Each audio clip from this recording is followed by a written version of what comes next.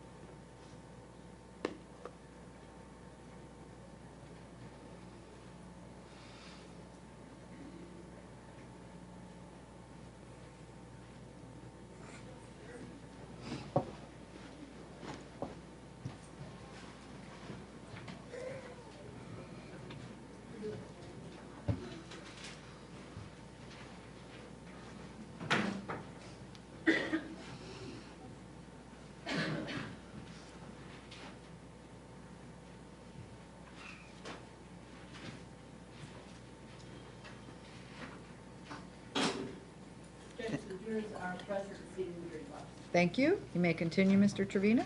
Thank you, Your Honor. The prior contact you had with Miss Me, approximately what age was she when that occurred? If my math is correct, I believe she was 19 in 2010. I went up to homicide in 2009, so it could have been any time the years previous to that. So it could have been 2006, 2007. If we took that 3-year time frame, she would have been roughly 12, 13, 14 in that time, that age, right on there. All right.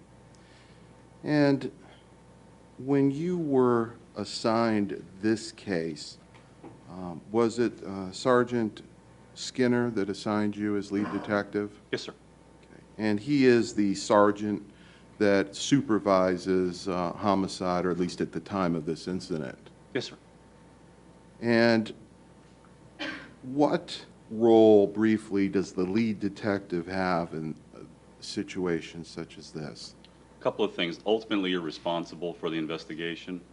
Ideally, if there's a limited number of interviews, you'd like to try to coordinate those interviews as best you can, because you have multiple pieces working at the same time. It's your job to try to collect as much of the information together as you can to make sure that the scene detective collects all the items that you feel are necessary. Follow up the scene detective to try to ensure that those items get processed in a fair, reasonable amount of time. And just generally, it's your job to sit on top of that as best you can to try to keep all the plates moving. All right. So you were, in essence, overseeing the investigation in addition to your direct participation with interviews and such. Ultimately, it comes back to me, yes, sir. All right. So the buck sort of stops with you when you're the lead detective. A small buck, but yes, sir. All right. Now, do you recall how you were dispatched to this case? How did that come about? I was home asleep in bed when Sergeant Skinner contacted me and asked me to respond from home. And did you go ahead and directly respond to the scene? Yes, I did. All right. About what time, to the best of your recollection, did you arrive at the actual crime scene? It was shortly after midnight. I believe it was right around 12:10, 12:15, something like that. I know I'm entered in on the crime scene log. All right. And by that time, I'm assuming the scene had been taped off. There were a number of probably patrol officers in the area. Yes, sir. Paramedics had already checked the victim. And been gone, yes, sir. All right.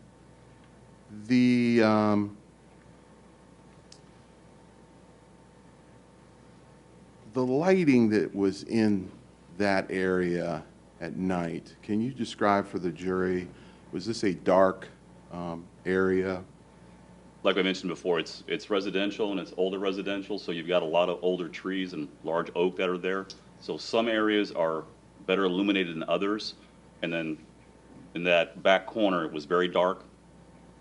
But some areas, some along 7th Street and some areas along Earl Avenue, with house lights are lit up, you can see fairly well. All right. Were you utilizing a flashlight yourself when you arrived? When we went to the back end of the property, yes, sir. And I know you've discussed in direct examination some of the things that you observed at the scene.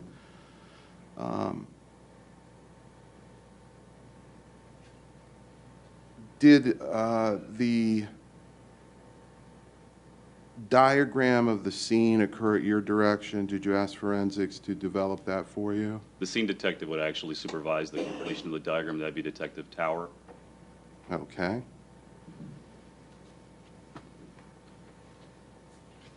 And you had mentioned that the victim had on his arm like a backpack or a book pack. Wrapped around one arm through it. Both his hands were back. He was laying on his side, and both hands were in this general direction, and that book bag was wrapped around one of his arms. Okay. And was that the New Jersey net bag? Yes, sir. Jason Kidd bag. Okay. And did your investigation later on ultimately reveal that that was actually brought to the scene and had contained the gun? Yes, sir. Okay. So that wasn't something that Mr. Griffin, the victim, had brought with him? That's correct. In addition to the bag, there were the shoes that you mentioned. Now, these were pretty expensive shoes, I I understand? believe they were Air Jordans. They were fairly new. Yes, sir. And those belonged to the victim? Yes, sir. Did you not find it odd that those shoes hadn't been taken? Again, that's one of the things that we looked at. The fact that they were off his feet was more odd than the fact that they were still there. Because again, we had also had a slide from another individual that was between those, and the matching pair was found over on 7th Street. And the slides, the Jordan slides, those ultimately were determined to be worn and owned by Laron Rayford, correct? Yes, sir. Now, in addition to the shoes, some other unusual things that we've been discussing that were found at the scene, the pants have been mentioned numerous times. Yes, sir. Unbuttoned, Yes, sir. unzipped, and pulled down below the crotch area, correct? That certainly must have caused you some pause when you observed that. Yes, sir. Did you give consideration at all to the possibility that there was some sexual aspect to this incident? Yes, sir. Did you specifically order any specialized testing based on that concern? We didn't test any of Mr. Griffin's any clothing that he had on him. So as far as, when you talk about specialized, do you mean looking for semen or anything on his clothing? Yes. We did not. Okay. Now, would you agree that it's very uncommon for the gun to be left at the scene? I wouldn't say it's common. Yes, sir. That's true. Okay. And also found at the scene was a condom wrapper and apparently a condom. Is that correct? When I did my visual, it was my belief that there was a condom inside the wrapper. I found out ultimately that there was not a condom in the wrapper. When it went through processing, it was just an empty wrapper. But it had been my belief, because I didn't touch anything when I was in the crime scene, that that was actually a condom inside, but there wasn't. Okay. But there was a wrapper that was torn open. Did you do any further investigative follow-up as to the wrapper and where it may have originated from or who may have handled it? We did. Okay. And in fact, Laron Rayford's DNA appeared on that wrapper, correct? Yes, sir. Now, I know previously, even at the point of your deposition back in 2011, you had thought that the condom was still inside the wrapper. That's correct. What changed your opinion on that? When I heard from the lab that did the forensic testing.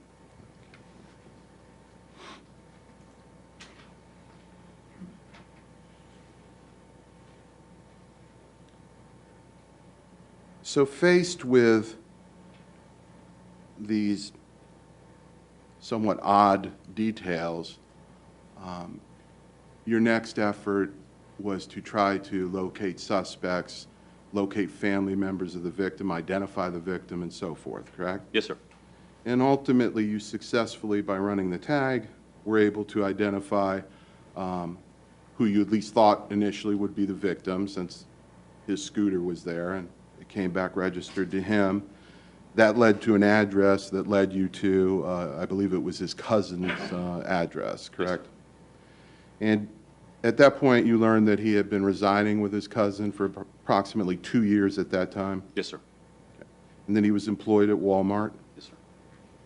and that from every consideration, he appeared to be quite a decent and nice young man. Yes, sir. You then tried to determine, based on the cell phones, who may have had communication and the time frame surrounding this incident. Yes, sir. We knew that Mr. Griffin's phone was not there. So ideally, the first thing we want to do is try to find his phone, then find out who he was talking to. Now, when you started your search for the phones, you were starting with Mr. Griffin's phone number, Yes, sir. and then that led you to LaRon Rayford's phone, Yes, sir. who was actually being answered by Jennifer Sharon. Forgive me, in what way? When you or your colleagues attempted to call Mr. Rayford's phone No, number? the phone number that we were contacting Ms. Sharon with was actually her phone number. Okay.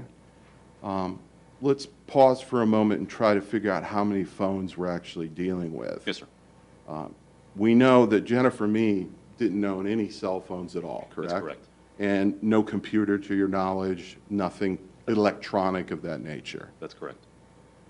We know that Mr. Griffin had both a cell phone and a personal computer.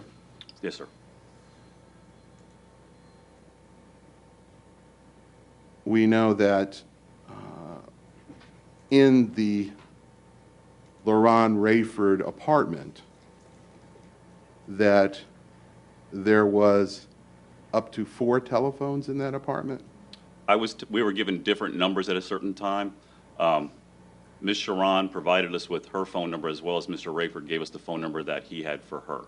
She also, that the day, the 24th, we made contact with her, she had ended service on that phone and started a track phone on a different phone. And then there was a 4th number, which was not in service as far as my understanding. So 4 numbers at some point in time, but critical to this incident, 3, and then Sharon turned hers off? 2, because Sharon had 2, Sharon ultimately had 1 phone to start with, turned that phone off, got a track phone. She gave us both phone numbers.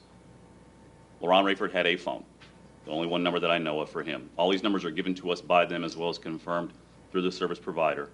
Mr. Newton did not have a phone. No one said he had a phone. Ms. Mee did not have a phone. No one said she had a phone either. So I'm aware of 3 different phone lines. Understood. Now, out of those 3 phones, the one that Jennifer Sharon turned off her own phone, when did she turn that off? She said she turned it off on the 24th. Didn't you find that very odd that she was shutting off her cell phone within hours of this homicide? Something I'm interested in? Absolutely. Did she ever have an explanation for that? Not to me, no, sir. So that still, as of today, remains unanswered? Yes, sir. Now, as your investigation progressed, you're starting to get names through these various phone contacts. Is Mr. Rayford the first to be identified as a possible suspect involved? He's a definite person of interest, yes, sir. Okay. But first in line? Yes, sir. Okay. And then Miss Jennifer Sharon would have been next? She was identified as being someone that he was with, so we definitely wanted to try to find her as well. We figured we find her, we find him. Okay. Now, how familiar were you with Jennifer Sharon Prior at to that point? Just a little bit that I read through our police databases. Okay. Apparently, she worked. You want to object, approach?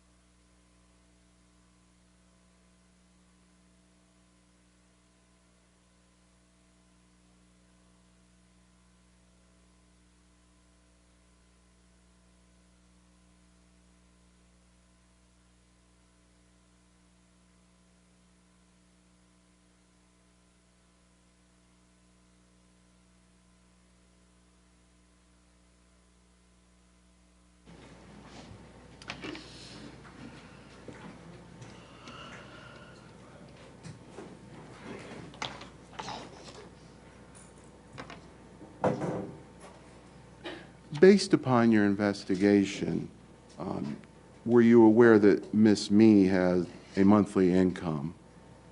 Was I? No, sir. Yes. Okay. That's not something you investigated to see At no time, no, sir. or asked her? No, sir. Okay. So you have no idea what type of money she may have been making? Absolutely not.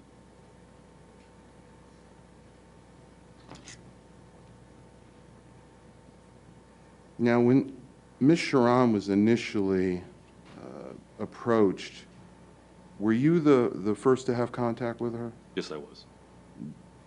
Did she not immediately invoke her rights and was uncooperative? She did not immediately invoke. No, she was not cooperative.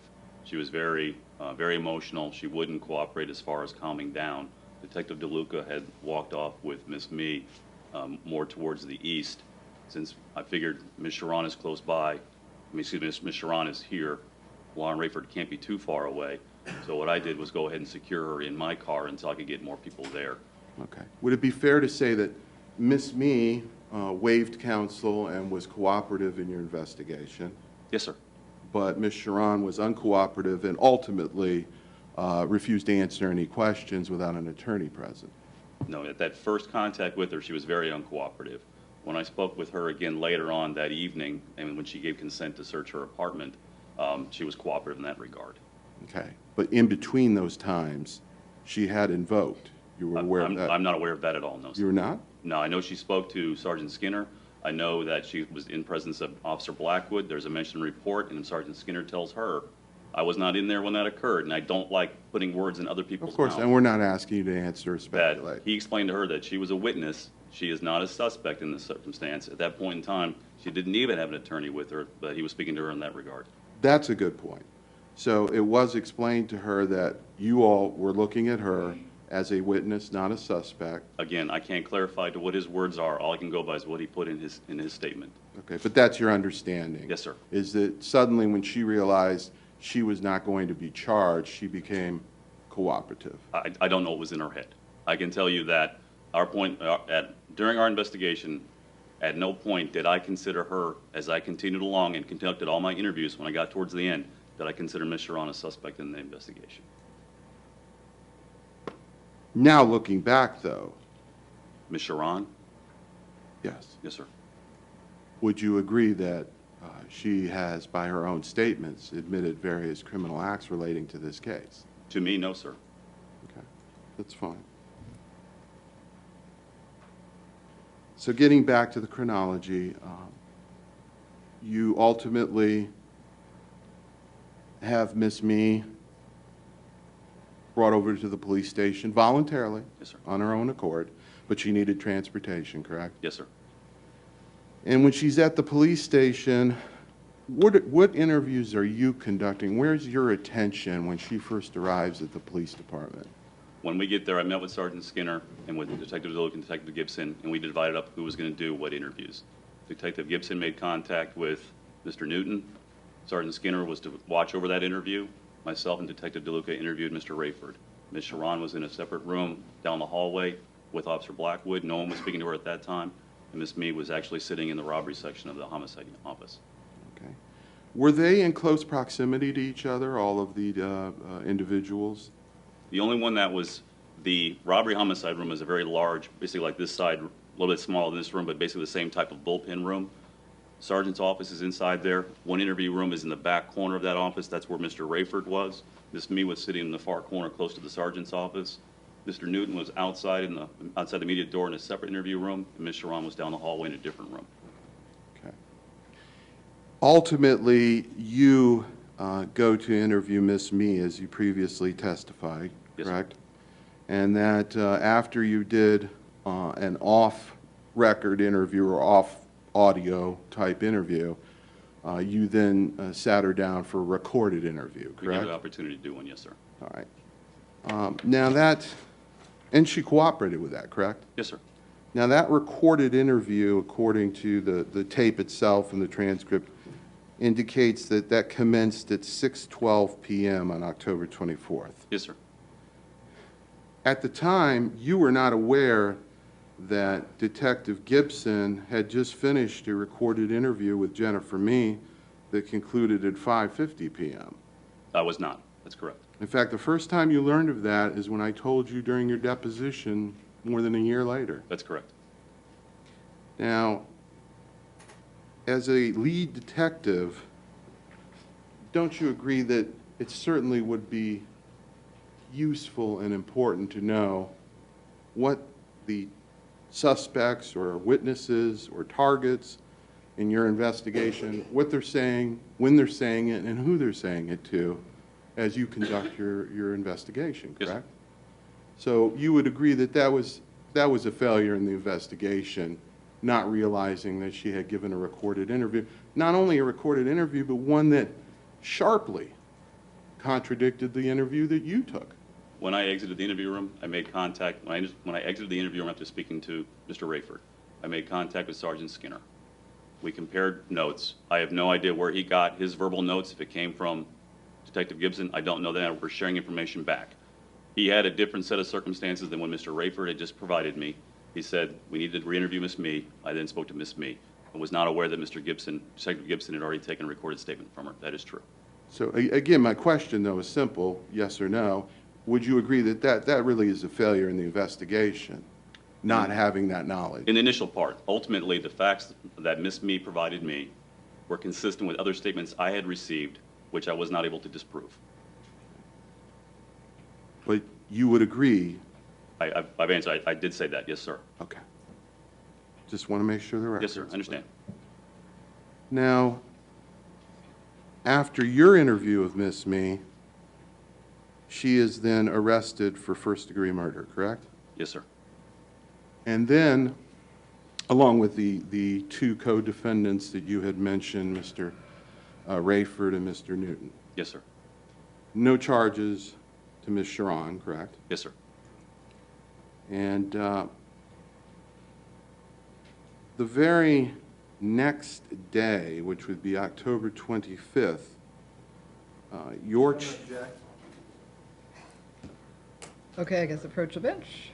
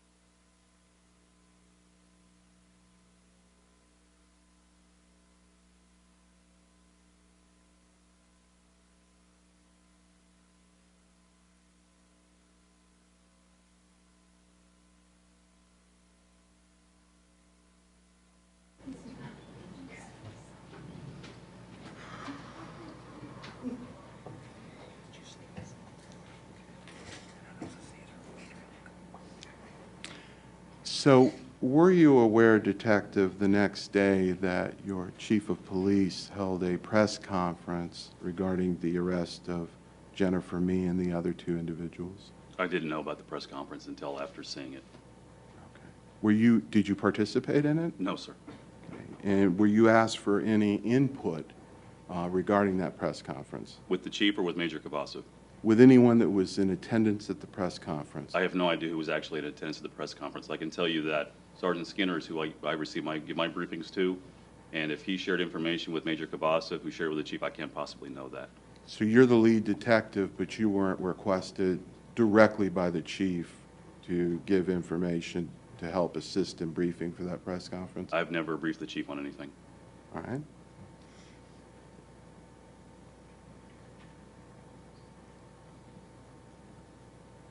Now, after the arrests are made, you continue your investigation, correct? Yes, sir. And part of that follow-up investigation was an attempt to obtain the social media website information on MocoSpace, correct? Yes, sir. And through the use of your subpoena powers and your investigators, were you ever able to obtain anything from MocoSpace? The only thing I was able to get from them was confirmation of 3 accounts. I wasn't able to actually get any of the contact or any whether or not there was messages sent back and forth between the accounts. And when you say 3 accounts, who were the account holders? Jennifer Mee had an account, Shannon Griffin had an account, and Lamont Newton had an account. Okay. Now, that MocoSpace can be accessed by a computer or a smartphone? My understanding is through a phone. I have no knowledge of MocoSpace in that regard, other than I know you can utilize your phone. I would assume, like most other social networking sites, that you can access it through a computer. I've never attempted that. I've viewed screenshots from it before, so I have to assume you can. And I also know that messages sent back and forth self-delete within 21 days. That's the extent of my MocoSpace familiarity. I'm sorry on that. But I would assume you can, yes, sir. And we have no evidence of any communications whatsoever. No, by the time that all the messages were sent to MocoSpace, they didn't have any preserved records to maintain for us. We sent a letter of preservation with our subpoena request. When they received it, there wasn't anything other than those 3 accounts that they could confirm. There's no way you can tell, looking at the records, just the cold record, whether it be the billing, for example, from a cell phone, or online records, who actually is behind the keyboard or punching numbers or letters into a cell phone. That's correct. All you know is who the phone or the computer belongs to. And doesn't it become more complicated for you when you have a situation where you have 3 cell phones, none of them belonging to this defendant, yet certain things are being attributed to having been authored by her? Yes, sir. There's no way of proving or disproving that. Isn't that correct? Unfortunately, just through the interview. Yes, sir.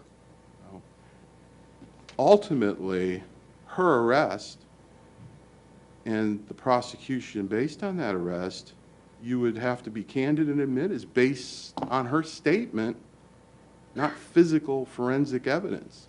Her statement alone?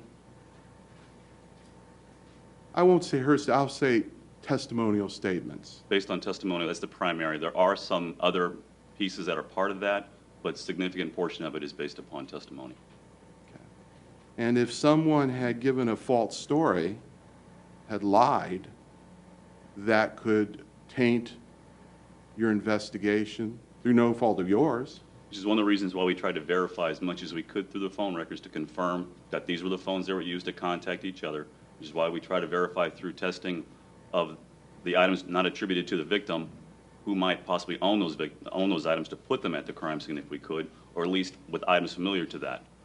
Understood. But ultimately, you weren't really able to get any reliable forensic data that you could bring into court and show the jury and say, see how this connects to Jennifer Mee? We know she sent this text. We know. With texting, no, sir. There are 2 areas where forensically she's attached 2 items. Okay? Let's talk about that. Yes, sir. Because this entire case, if I understand correctly, there's 2 forensic items and only 2 that tie to Miss Mee. Yes, sir. That would be the fingerprint that was on the driver's license of the victim that was recovered from the apartment. Yes, sir. All right? Now, you would have to admit that that fingerprint could have been transferred to that license afterward, when the items were brought back to the apartment, what happened, who is this guy, what did you do, touches it, isn't that equally plausible? I can't put a date or time stamp to when the fingerprint is attached. That's correct. Okay? So that's not exactly reliable evidence that she committed a crime. True. It only means that she touched that license at some point, which we don't even know. Which she has familiarity with the license. Yes, sir. Okay. The other piece of physical evidence, I'm assuming, is the DNA you're talking about. On the tank top, yes, sir. Right. On the tank top, which was contained in the blue New Jersey bag that was owned by and brought to the scene by someone in the apartment. Yes, sir. Their apartment. Me, Newton, Rayford, and Sharon. Yes, sir. So again, there's nothing about that item in and of itself that says she committed a crime, isn't By there? itself, no, sir. All right. So neither of those, even together, would be sufficient, I'm sure you would agree. That wouldn't even rise to nothing more than a hunch. Wouldn't you agree? That's why they were corroborative, yes, sir. All right. So again, getting back, this is really a case about who said what about who. A lot of finger pointing, right? Supported by what we could ultimately put together to verify what they were saying, yes, sir. But doesn't it still gnaw at you that this victim, there's things at the scene that are just not consistent with a robbery? The shoes left there, the gun left at the scene. He was shot at 6 times, correct? Well, we can definitely assume that he was shot at least 5 times. We don't know for like just like with anything else, you can't assume when the trigger's pulled. But we definitely know he had at least 4 strikes on his body. Correct. And we have the back, which we only recovered 3 projectiles. So you could have to conceive that the one that passed through his shoulder may have struck the building behind. So we know at least 5 rounds were fired there. Okay, all right. So we know at least a minimum of 5 rounds. That certainly doesn't sound consistent, would you agree, as an experienced investigator, of someone struggling over a gun. You might anticipate 1 discharge. If they're really fighting and pumped up, maybe 2 discharges. 5? Let's take it in different pieces. We'll start with your part. To fire 5 rounds to get away from someone who may be winning the fight, you're asking my opinion, and you're asking me to suppose. No, I'm Firing asking about facts. But you're asking me to put my opinion on the facts that I saw as far as what we attached to it. Do I think that the 3 times to the chest and 1 to the shoulder doesn't imply that it's a robbery? No, I don't. If you're asking me, can it imply something else? It can, but 3 to the chest and 1 to the shoulder doesn't rule out robbery. No, sir. All right, doesn't rule it out, but wouldn't you agree that, and surely you must deal with crimes of passion all the time in homicide. Yeah, quite often. Aren't those typically the crimes where you see more brutality, you know, pumping full of lead the victim, strangling, all those types of things seem to comport more with crimes of passion than a purported robbery? I don't know if I would say that. You know, you're saying passion, you're also attaching anger, because those two go hand in hand with me as well. If someone is mad enough to want to get away from someone, anger is another form of passion. Generally, when I've seen domestic-related or partner-related homicides, there's a tremendous amount of violence to the face and upper body, but primarily to the face. They are physically very unhappy with that person. They're expressing their distaste. Not all completely indicative of that. We've had numerous people who have had injuries to their throats, which have got nothing to do with anything other than a robbery. So level of violence, while it's something that you look at in and by itself, is not an answer to the puzzle. Okay.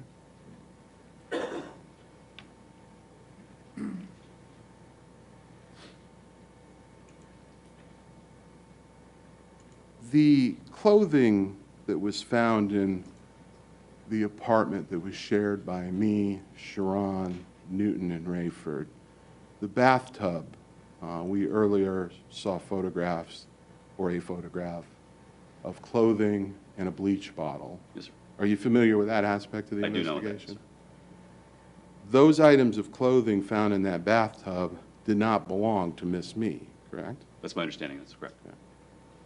So the attempt to remove any physical evidence would have been an attempt by the two male gentlemen.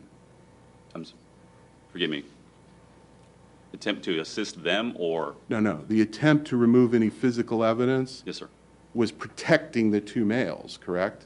It's male clothing, so that would be yes, sir. Did you know that Jennifer Sharon participated in that? I was told it was Jennifer May. So you did not know that Jennifer Sharon participated in that? In pouring the bleach on the clothing? Yes. I have not been told that. Have you reviewed any of her sworn statements? Jennifer Sharon's? Yes. Other ones she gave me. But since then you haven't? I've not seen her deposition, no, sir. Okay. Or all the court proceedings that were all transcribed? There's volumes of her testimony. I have not seen them, no, sir. Okay.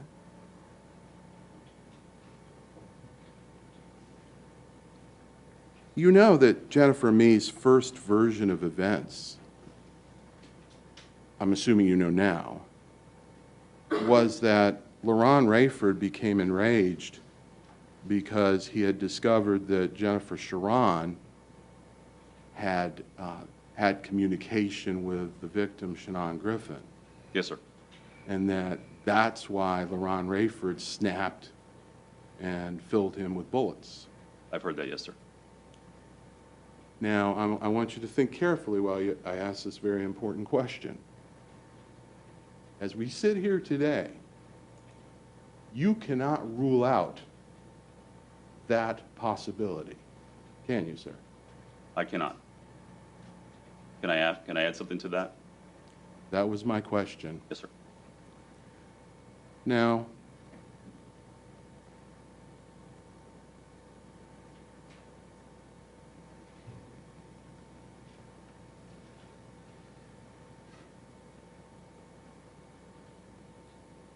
if I may have a moment, Your Honor. Mm-hmm.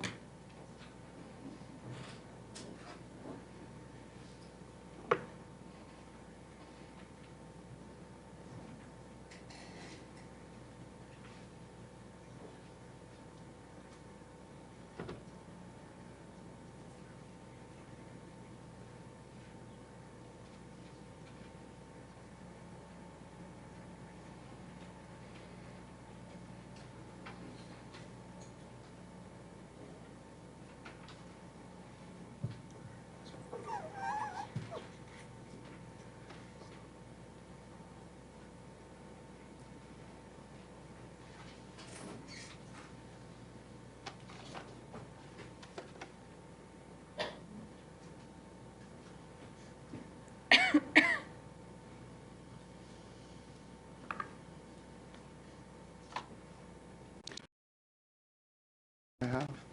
Thank you. Thank you, Detective. Thank you, sir. Ms. Olney? Just briefly, Judge. Detective, I think Mr. Trevina asked you that whether you could rule out Ms. Mee's first statement, Correct. and you wanted to clarify something. There's two parts of that. One is no one else ever repeated that statement. Even her own statement after that doesn't equal that first statement. And that second statement that she provided to me was consistent with the other statements that I had heard while during the investigation. Overruled. Statements that I'd heard during the investigation. The second part of that is in the phone records, in looking at Mr. Griffin's telephone, of the phone numbers provided to me by the individual involved in this investigation, there was no phone contact by Ms. Sharon's phone or Mr. Rayford's phone to Mr. Griffin's phone prior to that call that we described happening approximately 8 p.m. on the 23rd of October, all the way up to the 16th. Those records, but for the period that I requested, there was no phone contact in there. And I think you testified that her statement was consistent with the other statements you received. Yes, ma'am. The second statement I'm referring to. Second statement, yes, ma'am. The first statement was not consistent with any other statements. Correct. You indicated that you couldn't tell from the records who was making the phone calls between Mr. Sharon's phone and Mr. Rayford's phone, but you did determine who was making those phone calls. Through an interviews, yes, ma'am. And through an interview of who told you that they were using LaRon Rayford's phone to call Shannon Griffin to get him to come to that area? Miss me.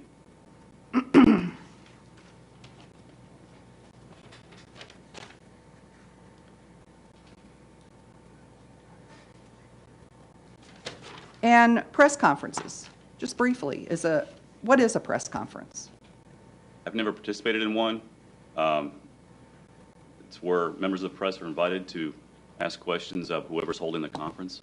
About crimes? If it's related to the police department, yes, ma'am. And is it unusual for a press conference to be held after a homicide? I couldn't speak to that. I know of other ones that have occurred. Whether they happen after everyone, I don't think so. But whether they happen to some, I know we had them with some that I could think of that, I know you don't participate, yes, ma'am. but you know they're held out in front of the St. Petersburg Police Department. Usually in the training building. I have nothing further. Okay. You may step down. I'm sure you're on standby. Thank you. Yes, ma'am.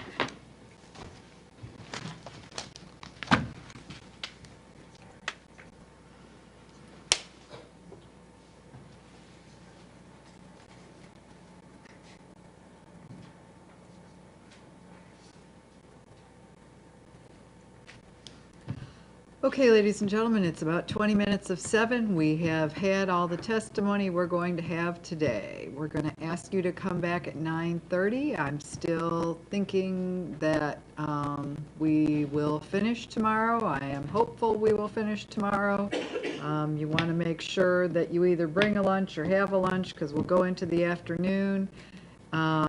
If we're still here at dinner time, I suspect you will be deliberating. If you are deliberating and you're still here for dinner time, then the taxpayers pay for the dinner, because whenever juries are out deliberating, you don't have to get your own dinner. We bring it in. It's not elaborate, but it's food and it's part of the process. So just for your planning purposes. So I would tell anybody that you normally, tell your plans that you would plan to hope to see tomorrow, that you might be here late, you might not, but that you might be, and plan accordingly for tomorrow.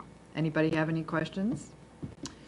Okay, I can tell you're all more tired today. We all get more tired as the week progresses too. Everybody try to get a good night's sleep, and hopefully we will finish tomorrow and not have to come back next week. Have a good evening, drive safely.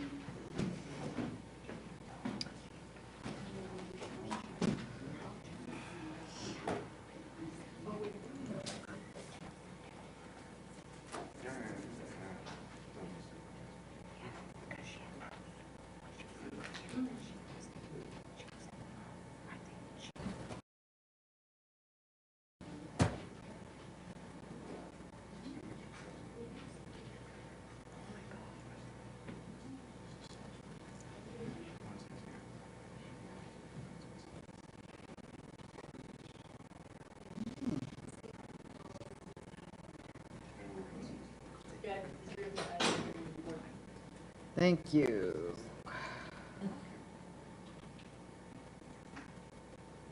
Okay. Anything else tonight?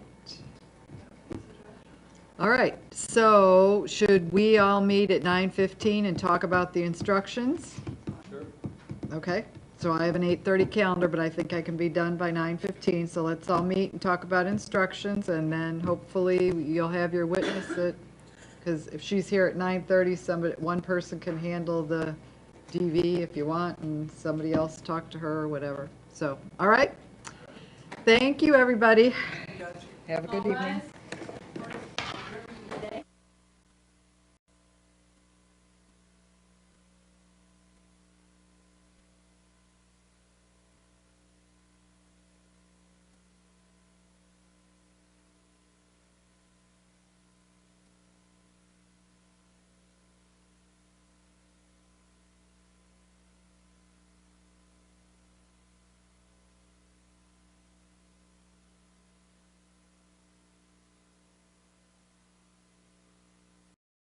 now, he goes back later tonight, he goes back in the morning, he camps out at the place so that when the people come to pick her up, she's ready to be picked up.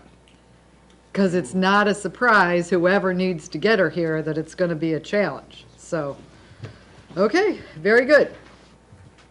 Yes, please. Sorry for the interruption. Thank you, everybody.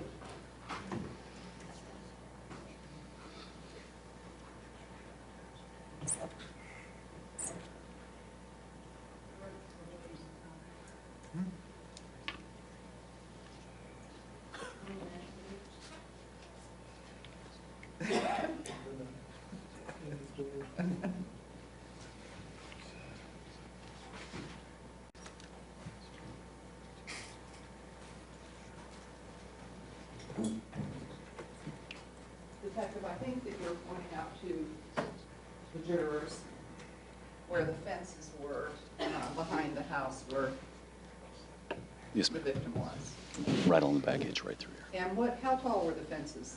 It's about a 6 to 8 foot tall wooden privacy fence. Okay. And this house was not occupied at the time this fence occurred, is that correct? Yes, ma'am. How about the house next door on the other side of the fence? Are you aware whether it was occupied or not? No, I'm not.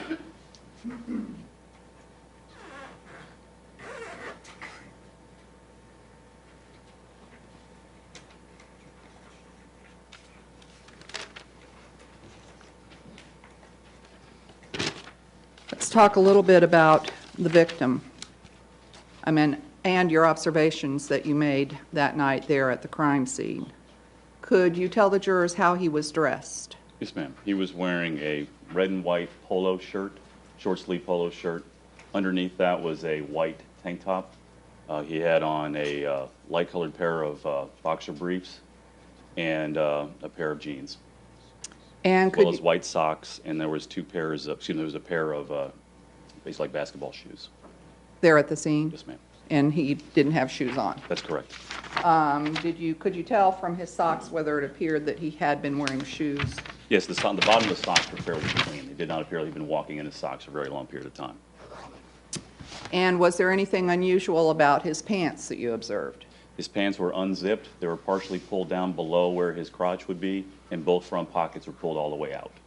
And was that indicative to you in your experience at scenes of either homicides or robberies? Was that indicative of anything to you? Yes, it is. What is that? One of the things that frequently happens with robberies is they'll have the victim either disrobe or partially disrobe or completely disrobe, remove their shoes, remove their pants. It allows them an opportunity where they can give separation between when the robbery's ended. The victim has to take the time to get dressed before they can actually pursue them. Did you notice anything unusual in his hand? Now, on one hand, he had wrapped around a New Jersey Nets like book bag that was attached to his body.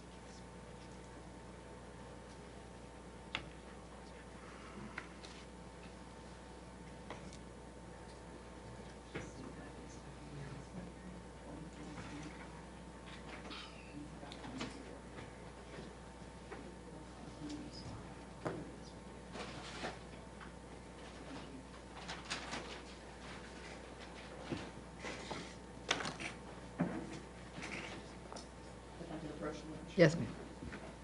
I'm showing you what's been marked as State's Exhibit, entered into evidence as State's Exhibit 25. Could you look at that? If you need gloves, I'm happy. That's the book bag that was wrapped around Mr. Griffin's arm. And I'm showing you, at some point in time, did you all open the book bag and look inside it? Yes, we did.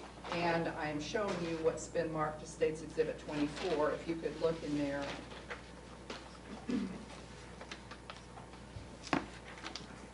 Yes, ma'am. And what is that? That's a white tank top that was inside the book bag. Did you, at some point in time thereafter, during the course of your investigation, send this tank top to be analyzed by DNA analysis at the Nelson County Forensic Unit? Yes, I did.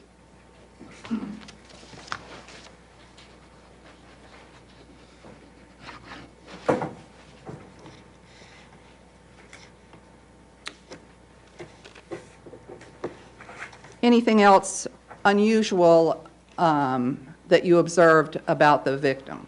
About the victim, he had There was a area of congealed blood in the center of his chest. There was 3 obvious penetrations through the shirt. When both shirts were actually lifted apart, you could see where there was congealed blood through both shirts, as well as what appeared to be powder burns. You could also see along Mr. Griffin's mouth where some blood had come out of his mouth. Now, at the time you made these observations, we're referring to the victim as Shannon Griffin or Mr. Griffin. We did not know his identity at this time. Is that correct? Yes, ma'am, that's correct.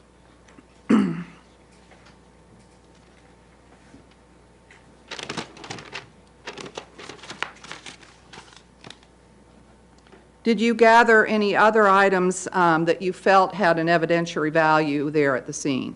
There was a number of other things that we collected. In addition to the tennis shoes that were there, there was also a single right black slide, men's like a shower slide. There was also a .38 caliber Smith & Wesson revolver, which was laying on the ground. There was a Newport cigarette pack, a ball cap, a couple other items like that. And you testified that you saw where the victim had been shot several times. Did you see any areas in the immediate scene that you thought might have been the result of a gunshot being fired?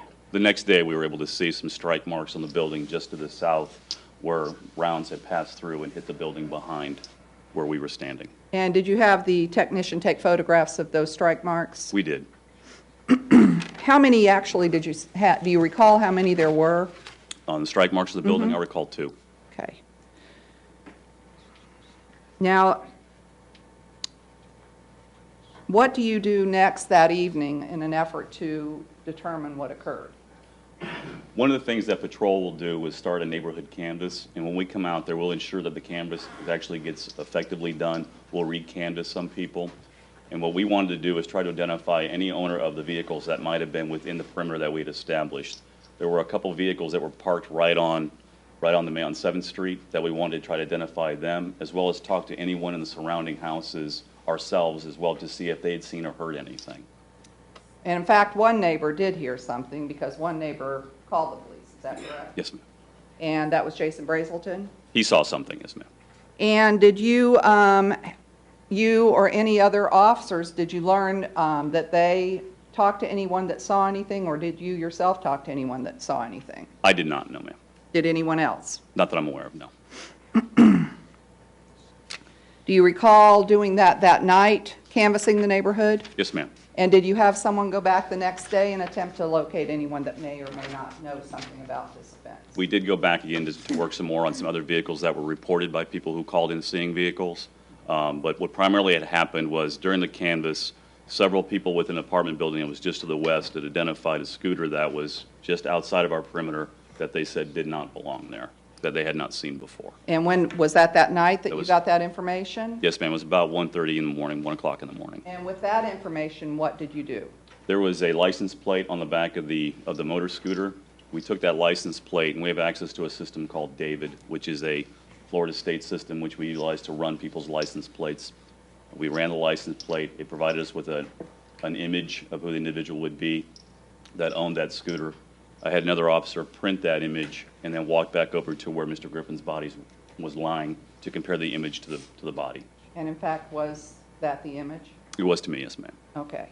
And you learned then that his identity was Shannon Griffin. Yes, ma'am. And I'm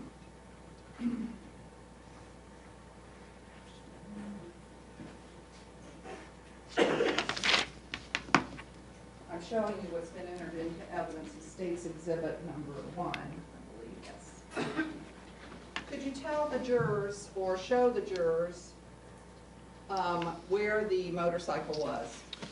This right here is the house in question. It's 511 7th Street North. The motor scooter was right over across the street in this little parking area right here, just right off the street.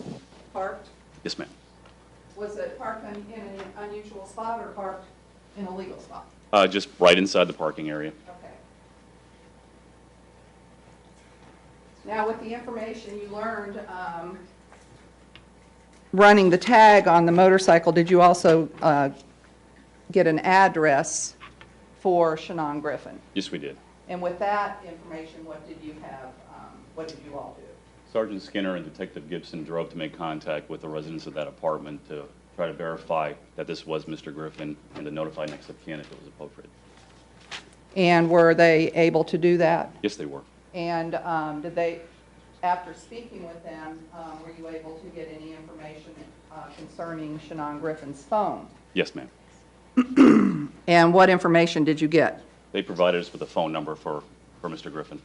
And were you able to do anything with that phone and the phone number? Yes, we were. Please tell the jurors what that was. Sergeant Skinner made a request through our comm center. What we can do with phone companies is contact them, ask them to see if we could find out who the last person that phone contacted. And if they're able to provide that, sometimes they'll give you who the subscriber of the phone that was the last phone call, the time, the duration of that call. In some circumstances, they'll give you the address of that subscriber. And in this circumstance as well, they also gave us the cell tower that had pinged through, as well as a rough direction where that call had come from. And what phone number did they provide you? As far as the one that contacted him? Yes. That last phone number was 484-2392. At some point in time, were you able to identify who that phone number belonged to? Yes, we were. And who was that? LaRon Rayford. And were you also able to determine what the location of the tower that last phone call came from? They identified as being tower number 163, which is located at 550 First Avenue South, and that the call was received roughly within 1.5 miles north of that tower. Did you also, when you talked with them, were you able to get a billing address for LaRon Rayford? Yes, we were. And did you attempt to contact LaRon Rayford? Yes, we did. Please tell the jurors how successful you were with that. We went to the address that was the subscriber information and made contact with an individual who identified himself as Mr. Rayford's father. He did not provide any information as to where his son was. Did he give you any suggestions of where you might find him? He said to check with his brother. And did you do that? Yes, we did. And did he have any information concerning Mr. Rayford? No, his statements were the same. They both knew that he had been recently dating a white female, but they didn't know where he was. And did you talk to anyone else in an effort to locate Mr. Rayford? At that time, no, ma'am. So what happens next? What'd you do? We're actually kind of jumped a little out of sequence. When we don't go back to try to locate Mr. Rayford until after we had done the daytime walkthrough of the crime scene. Okay. We tried to verify again whether we had any video of the area. We couldn't. When we didn't have that, we then decided to try to go to locate Mr. Rayford. Let's talk about the video of the area. Did it come to your attention that there may be a video on a building in the area? Yes, ma'am. And what building would that be? It's a place called the Alpha House, which is a home for unwed pregnant teenagers. It's located just west of the crime scene. It's a little west and south of that, and they had video cameras. We made every effort we could to try to get video from them, but their system had been recently affected by lightning and didn't record anything. And that, the Alpha House, is that what it's called? Yes, ma'am. And is that close to where the motor scooter was parked? It's just south of it. So it's on the opposite side of 7th Street, Yes, ma'am. as the house where Shannon Griffin's body was found. Correct. So now let's fast forward again. After you've attempted to find LaRon Rayford, what did you do? Went back to the police station and tried to do a little research on Mr. Rayford to see if we could find any other addresses that weren't listed for him. And would that be in your computer system? Yes, ma'am. You have all kinds of information in the computer system, I take it. Yes, ma'am. And were you able to get any information on LaRon Rayford when you went back to the station? I was. And what was that? He had another listed address of 611 Fifth Avenue North, apartment number 21. And did you go to that address? Yes, we did. Did you also try to determine whether there was anyone else that was connected to that address? Yes, there was. And who was that? Jennifer Sharon. Did you determine that prior to going out there? Yes, we did. Okay. And when you went out there, what did you do? We attempted to make contact with anyone in apartment number 21. There was no answer. So when we didn't make contact with anyone at the apartment, we made contact with the on-site manager there. And did he attempt to help you in locating someone there at the apartment? Yes, he did. We showed him pictures that we had, known photographs of both Mr. Rayford and Ms. Sharon to see if he could identify them as being the renters. He stated that Ms. Sharon was the renter and the only person that was supposed to be in the apartment, but he did know that someone else was there. We attempted through him to try to make phone contact with them. And were you successful at doing that? He did speak with Ms. Sharon. He did. And did she indicate whether or not she was present in the apartment? No, she did not. And what did you do next? Due to some circumstances that she had mentioned to us on the phone through the on-site manager, she had mentioned that they had left because they had recently had a fight. Objection, Your Honor, this is hearsay. We won't go into that, Judge. Okay. With the information, what did you do next? We attempted to see if there was someone inside the apartment. And did you ask the apartment manager to open the door for you? He contacted the property owner who came and did. Were you concerned, this is a homicide investigation, were you concerned about anybody else's welfare? Yes, ma'am. And is that why you went into the apartment?